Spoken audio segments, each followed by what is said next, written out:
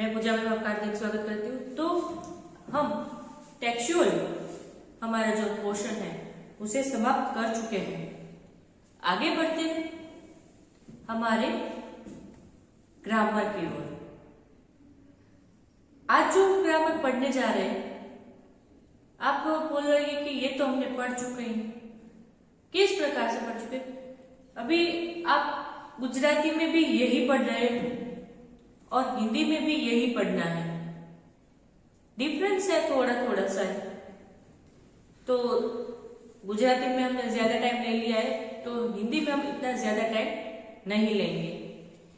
तो आज हम पढ़ने जा रहे हैं, जो आप अभी गुजराती में पढ़ रहे हैं, क्या पढ़ रहे हो?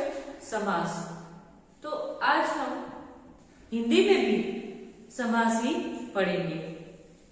कंपाउंड्स मतलब क्या होता है? संयोजन करना। तो कंपाउंड्स किसे कहेंगे? मैंने ये वर्ड क्यों यूज किया?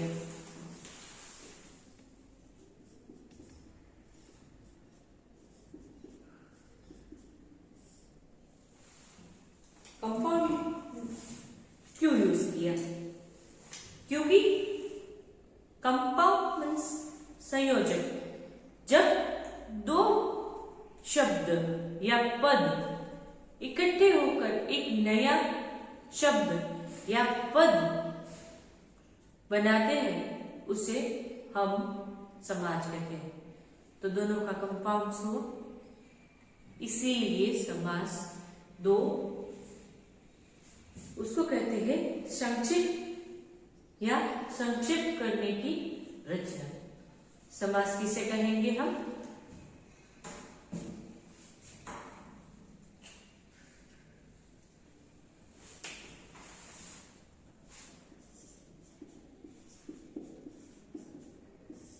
समास का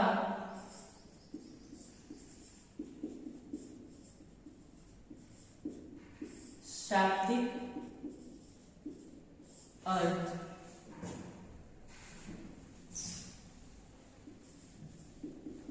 है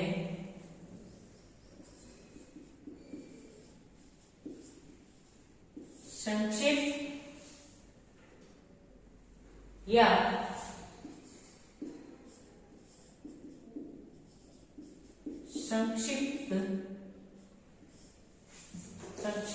संक्षिप्त करने की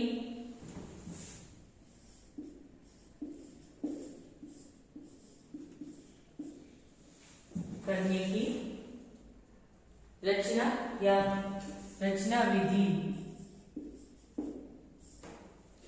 रचना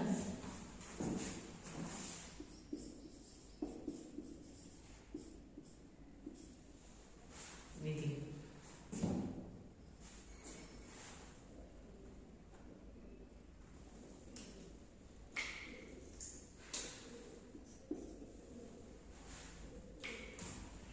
तो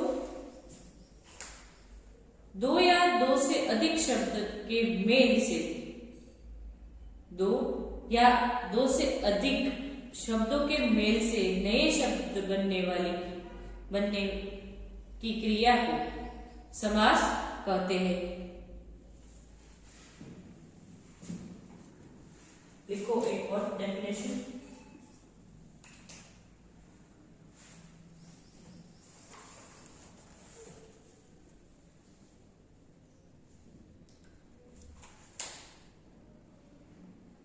दो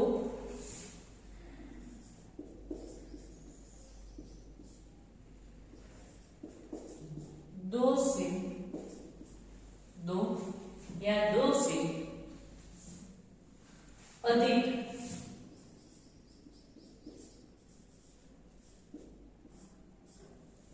अधिक शब्दों के मेल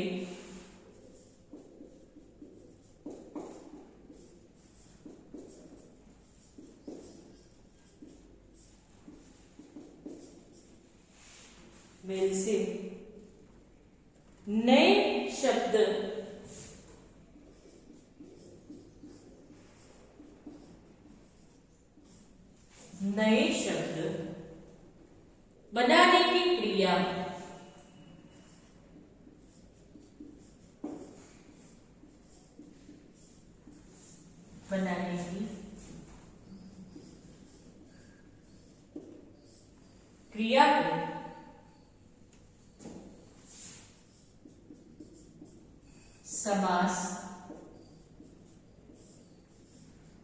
कहते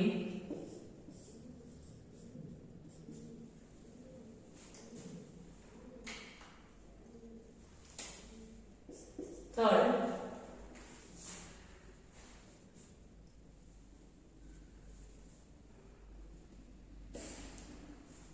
एग्जाम्पल देख लीजिए कि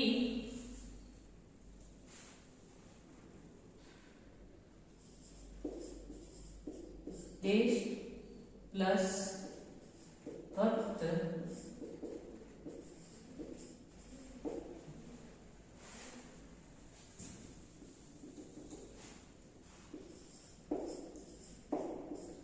देश का भक्त देशभक्त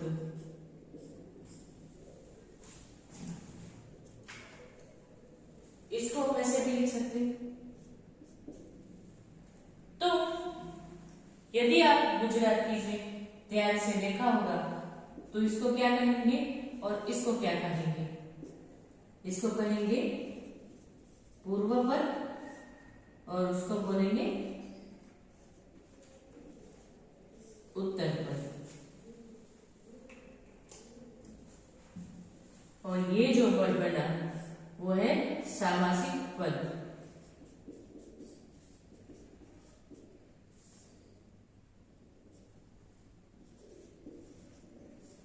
सामासिक पद मतलब समास।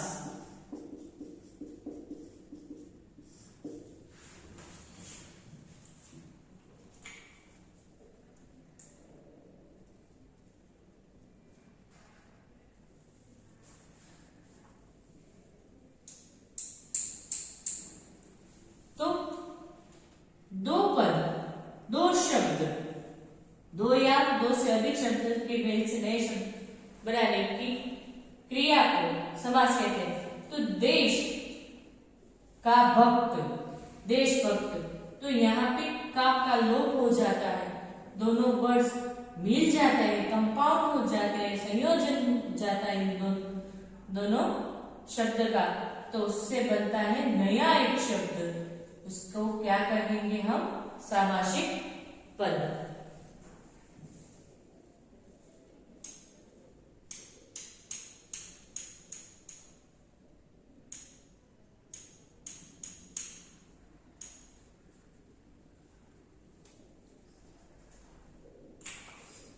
समास होने से पूर्व पहले लिखो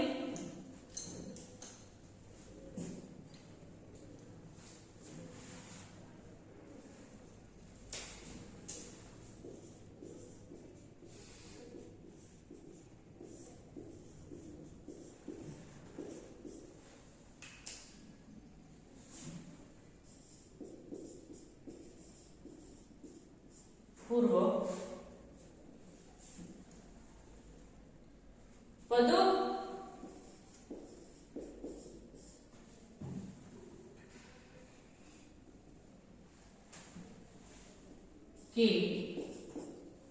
के रूप को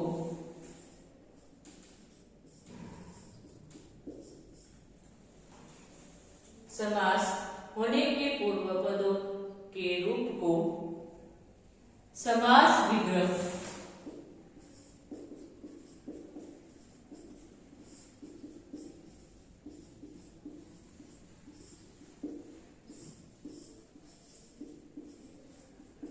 कहते हैं। तो ये देशभक्त हम बोलते हैं, लेकिन ये हमने देश का भक्त ऐसा लिखा तो उसको बोलते हैं समास विग्रह।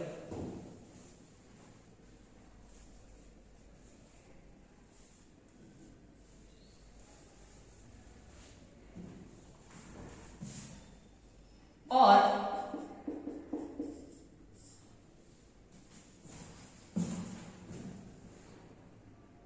समास होने के बाद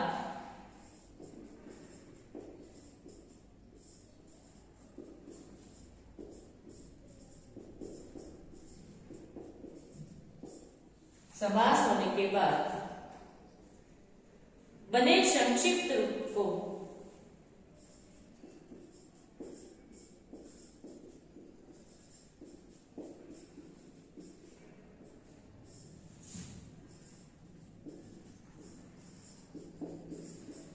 संक्षिप्त रूप को सामासिक पद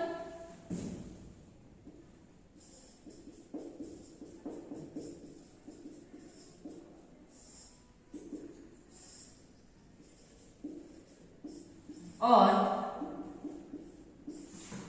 समस्त पद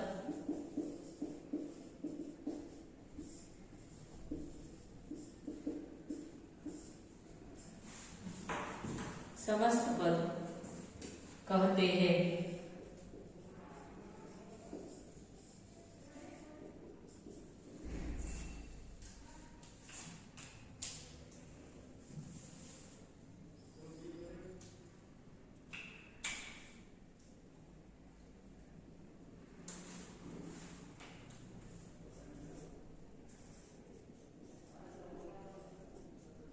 समास की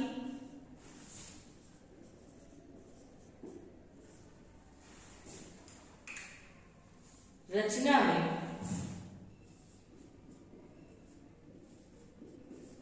दो शब्द मतलब पद होते हैं।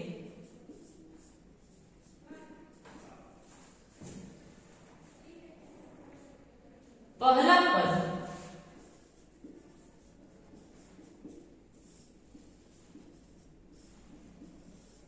पूर्व पद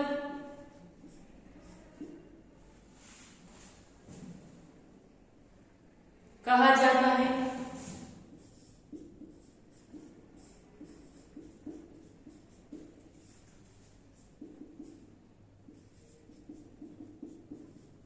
और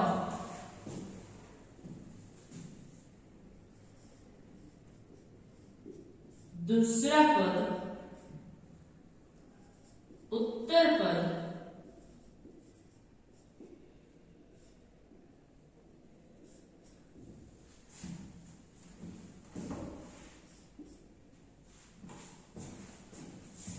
कहा जाता है।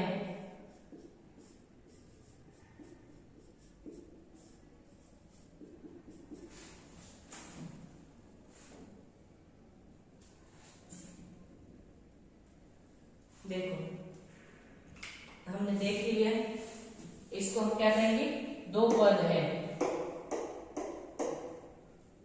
तो दोनों पद में पहला पद जो है उसे पूर्व पद और बाद में जो पद आता है, जो शब्द आता है उसे हम उत्तर पद, और ये दोनों मिलाकर बनता है सामासिक पद, समस्त पद। तो ये सामासिक शब्द हमको दिया जाता है। अगर इसको हमको बढ़ाना है कि किस प्रकार से ये दो शब्द एक हुए हैं, देशभक्त, देश का भक्त, तो ये हम लिखे उसको विग्रह कहते हैं। यदि विग्रह दिया जाए और संक्षिप्त में हम लिखे तो उसे हम समास कहते हैं। इसको समास विग्रह और इसको समास शब्द बनाना। लिख लो।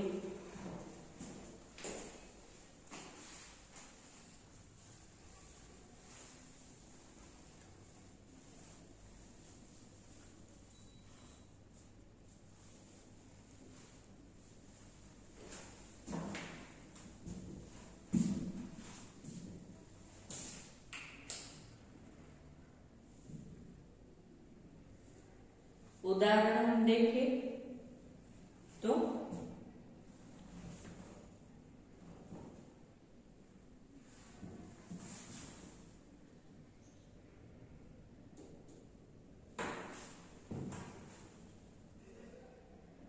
यश प्राप्त, यश को प्राप्त मतलब यश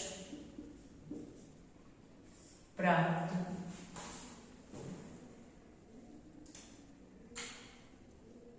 राजा का पुत्र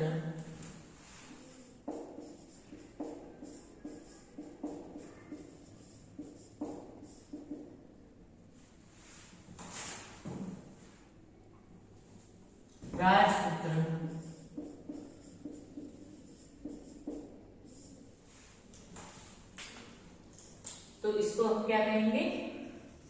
पूर्व पद, इसको हम उत्तर पद, और ये है सामासिक पद।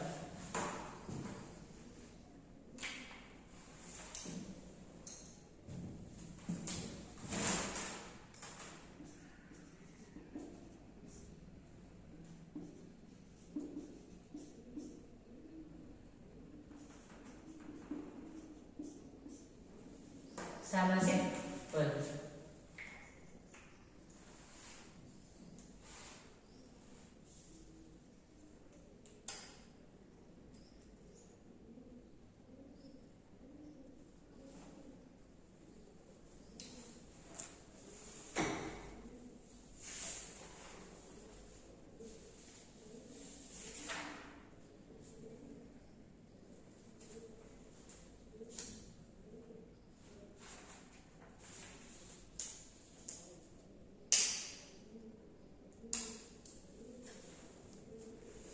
समास के भेद।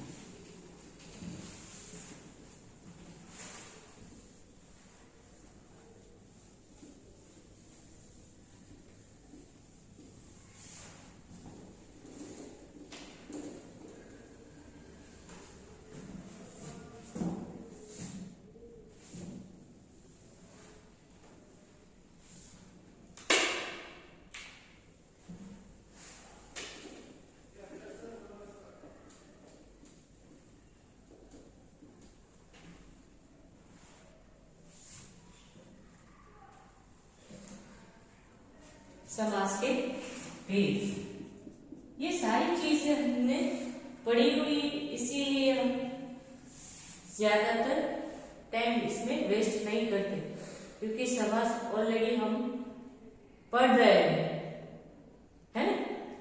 तो उसी में आगे बढ़ते हैं। समास के भेद।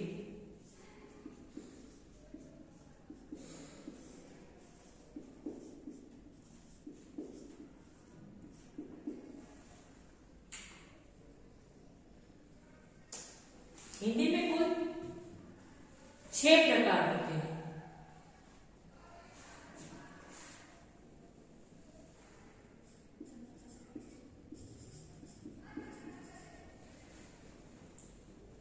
अव्यय विभाव समास,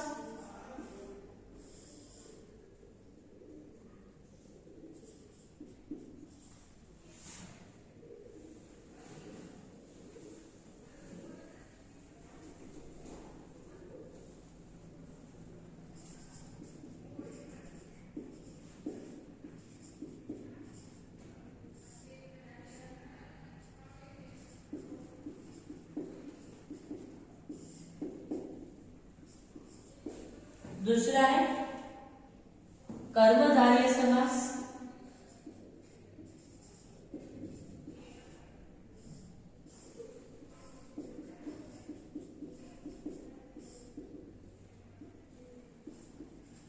थर्ड है द्विगु समास,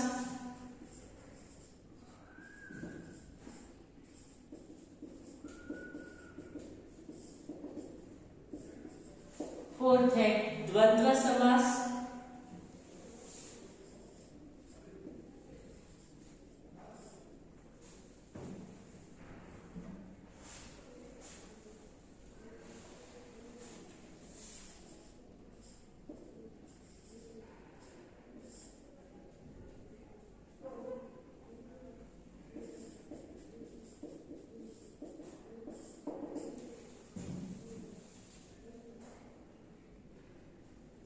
द्वंद्व समास। फिफ्थ है तत्पुरुष समास।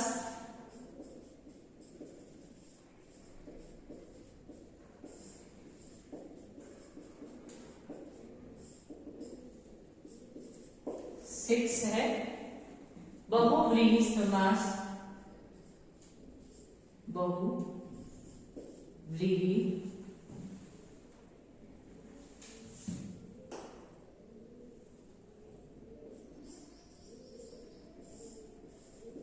समास। इसमें से तीन तो हम गुजराती में पढ़ने वाले हैं, एक, दो और तीन। कर्मधारय समास, द्विगु समास और द्वंद्व समास। तो ये तीन तो हमने पढ़ लिए हैं या आने वाले होंगे। तो ये तीन समास तो हम गुजराती में पढ़ेंगे और हिंदी में भी पढ़ेंगे। ये गुजराती में हमने 5 किए थे। कौन कौन से? द्वंद्व, कर्मधारय, उपपद और कौन सा है? चलो बताओ, क्योंकि फर्स्ट लेक्चर में ही मैंने तो बता दिया था कि कौन कौन से समास हम पढ़ने वाले हैं। तो ये तो तीन हो गए, और कौन से हैं? चलो, कई सालों ने लेक्चर नहीं देखा हुआ है तो आप लेक्चर पहले अटेंड कीजिए। आप में से कई सारे बच्चे ऐसे फोन करते थे कि ये चैप्टर नहीं चलाए। बेटा आप पहले पूरा वीडियो तो देखो, कि ऐसे ही आप बोल देते हो कि हमको लेक्चर नहीं लिया है, हमने लेक्चर नहीं लिया। तो सबसे पहले ये तीन तो हमें पढ़ना ही है, लेकिन सबसे पहले हम पढ़ेंगे अवयवी भाव समास। 4 हमने पढ़े ना गुजराती में।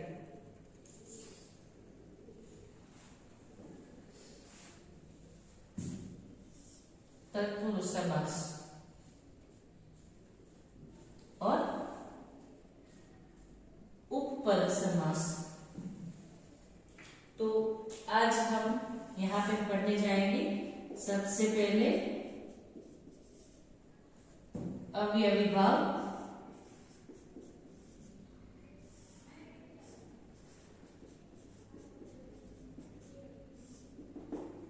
समास। अवयवी भाव समास। तो सबसे पहले अवयवी भाव, लेकिन अवयव हम पढ़ चुके हैं, तो पहले मुझे ये बताइए कि अवयव किसे कहते हैं। चलो बताइए, अवयव किसे कहते हैं?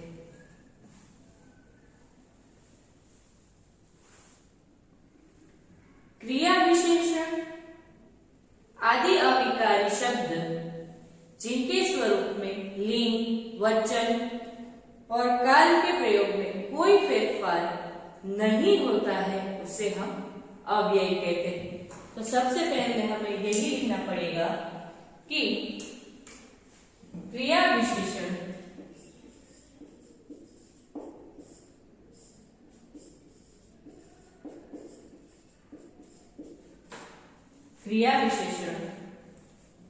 आदि अविकारी शब्द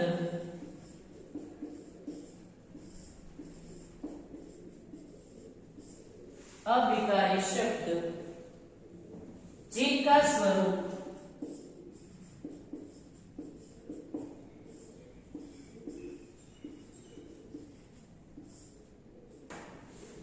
स्वरूप किसी भी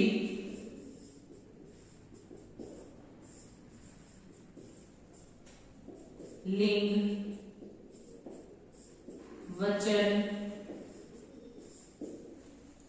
वचन और या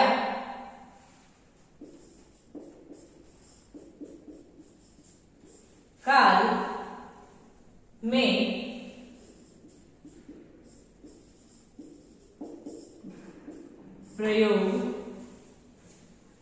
करने पर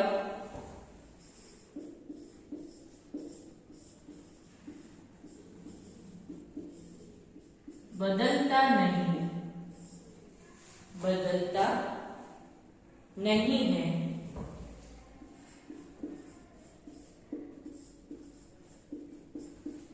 बदलता नहीं है। वे अव्यय कहलाते। अव्यय के बारे में हम पढ़ चुके हैं, फिर भी अवयवी भाव समास पढ़ना है तो अवयव किसे कहेंगे वो हमको सबसे पहले जानना होगा। तो लिंग, वचन और काल में किसी प्रकार से उसका भेद नहीं होता, बदलता नहीं है, तो उसे हम अवयवी भाव कहते हैं।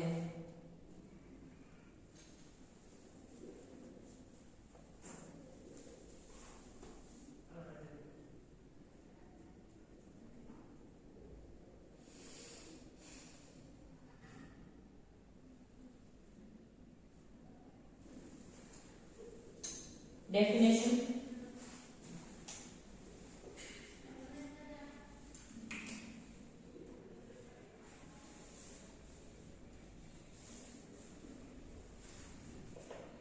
जिस समास में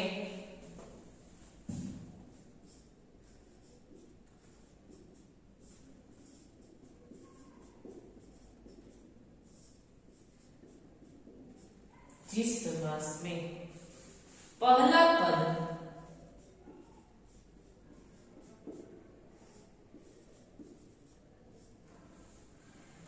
पद अव्यय हो,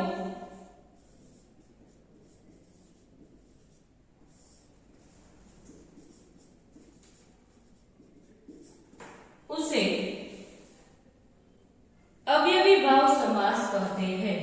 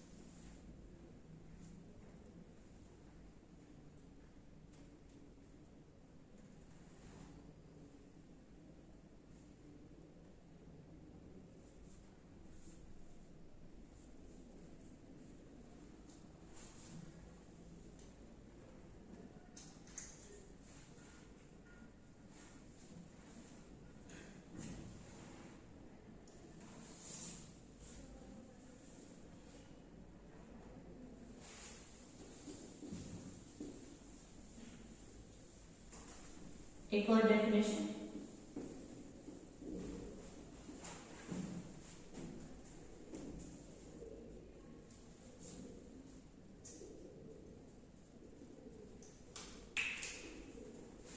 जिस समास में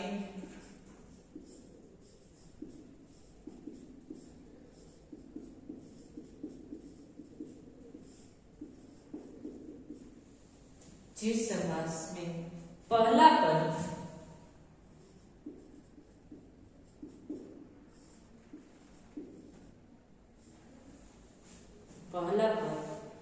प्रधान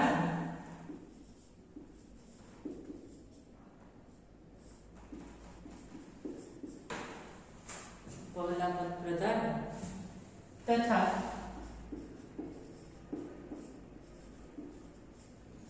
वह शब्द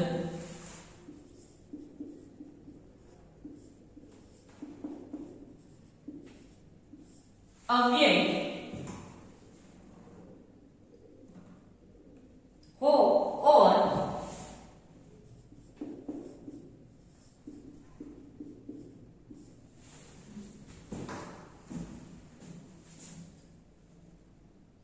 सामासिक शब्द का, जिस समास में पहला पद प्रधान हो तथा वह शब्द अव्यय हो और सामासिक शब्द का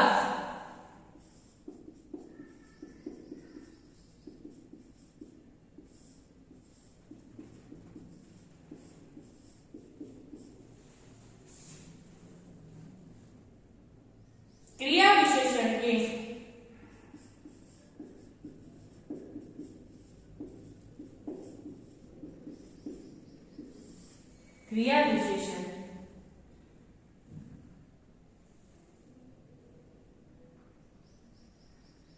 के समान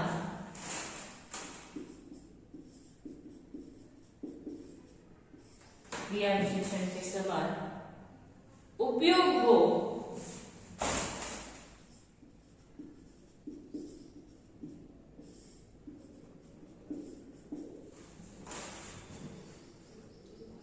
उसे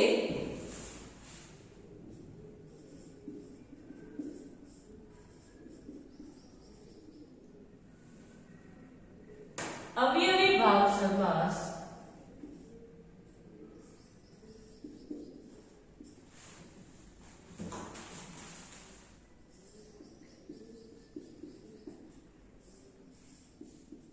कहते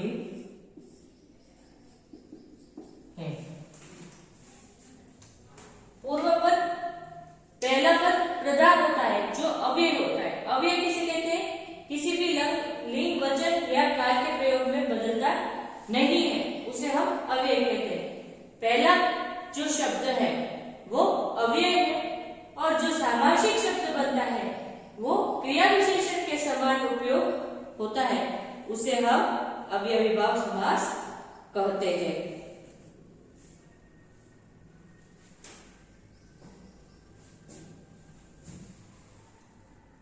एग्जाम्पल हम देखते हैं।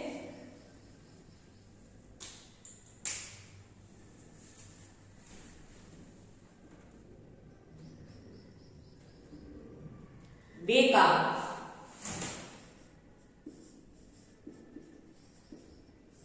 तो ये पूरा सामासिक शब्द है, इसका हम विग्रह करें तो बिना काम के,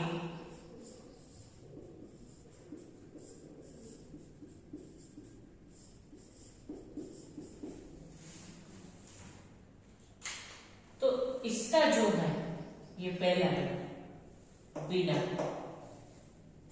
तो वो अवयव है, उसको लिंग वचन में कोई बदलाव नहीं आता है, इसीलिए यह अव्यय है, इसीलिए इसको अवयवी भाव समास कहते हैं।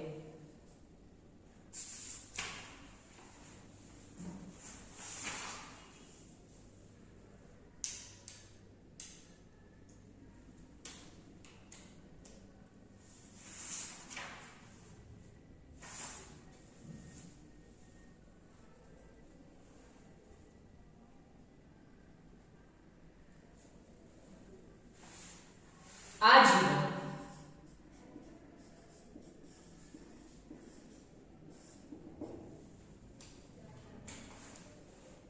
जीवन भर,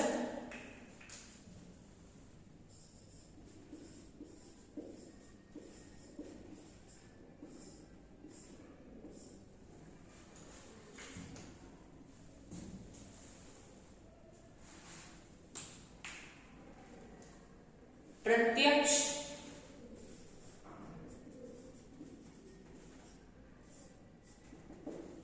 प्रत्यक्ष, आंखों के सामने,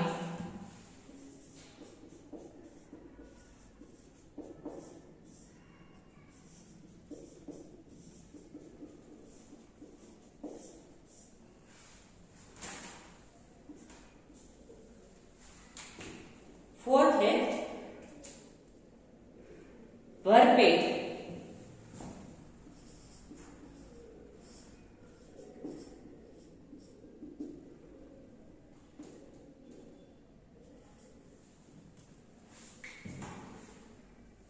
पेट भर के,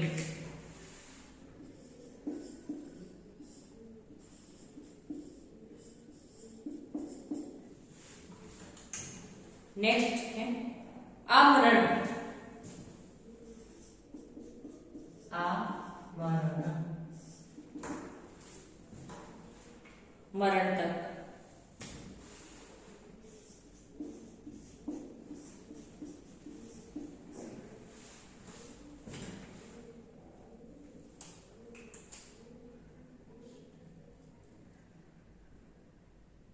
प्रतिदिन,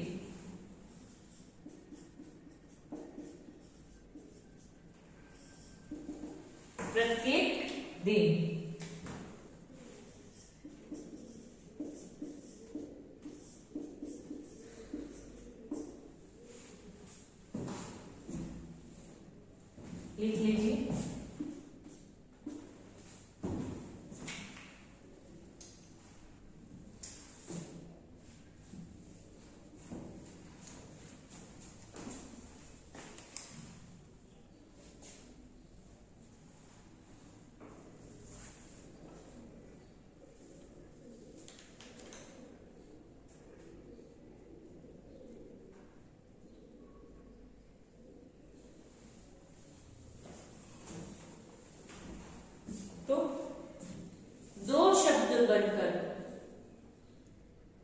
एक नया शब्द बने उसे हम समास कहते हैं, सामासिक पद कहते हैं।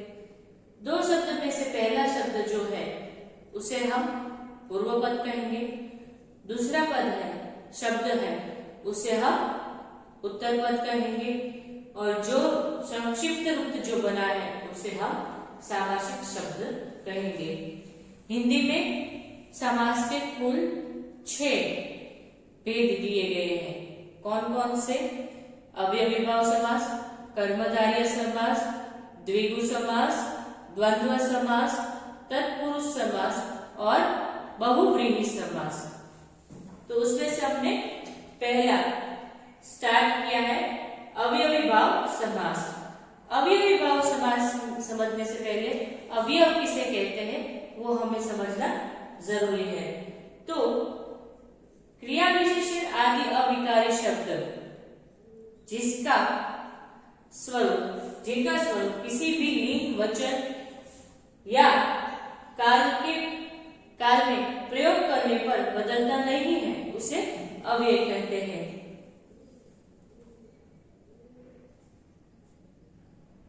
तो पहला पद जो है वो प्रधान होता है और वो अव्यय होता है, और जो संक्षिप्त रूप होता है उसमें हम क्रिया विशेषण के रूप में उसका उपयोग करते हैं। तो हमने उदाहरण देखे, एग्जाम्पल देखे, बेकाम, काम, बिना काम के, आजीवन, जीवन भर, प्रत्यक्ष, आंखों के सामने, भरपेट, पेट भर के, आमरण, मरण तक, प्रतिदिन, प्रत्येक दिन। तो ये सारे हमने देखे हैं।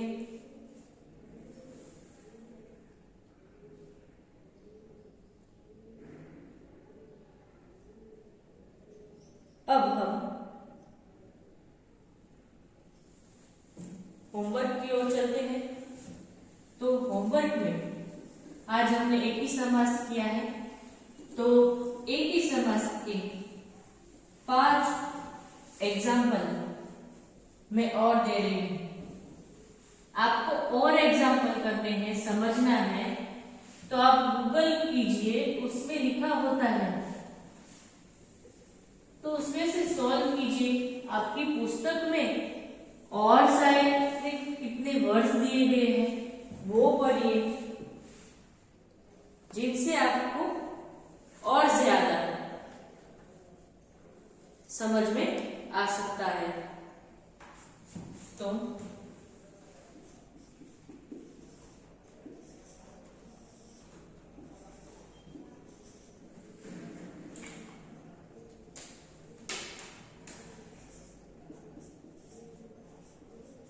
निम्नलिखित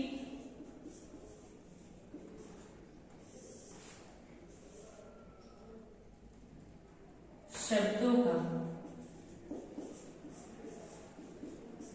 समास विग्रह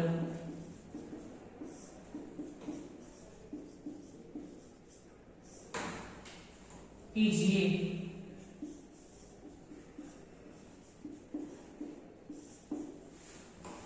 समास विग्रह कीजिए।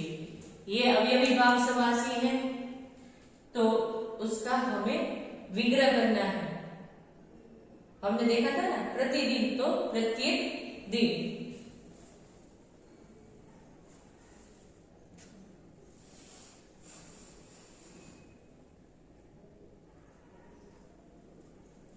समुद्र,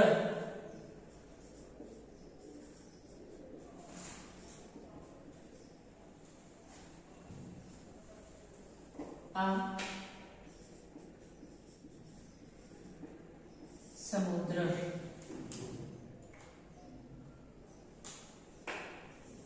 दूसरा है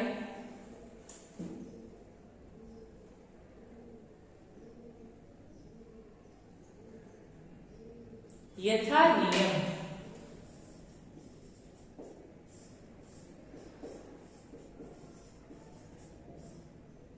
यथा नियम।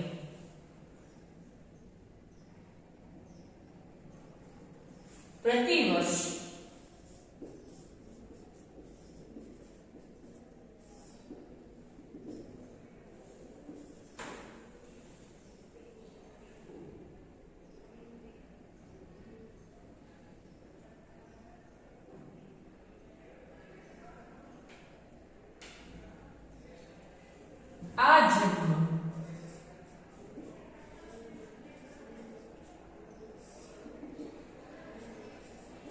फिफ्थ है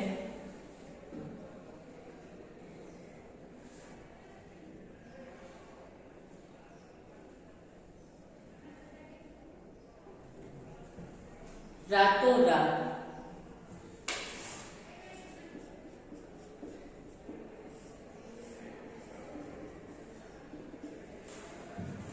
रातों रात, ये 5 वर्ड का आपको सामासिक विग्रह करके हमें भेजना है।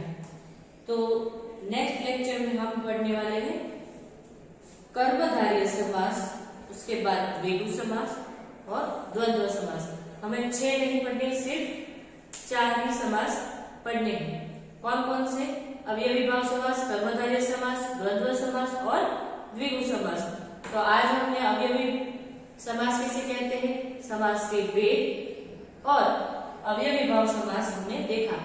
नेक्स्ट लेक्चर में हम कर्मधारय, द्विगु और द्वंद्व समास देखेंगे। तब तक के लिए मुझे आज्ञा दीजिए। Goodbye and have a nice day.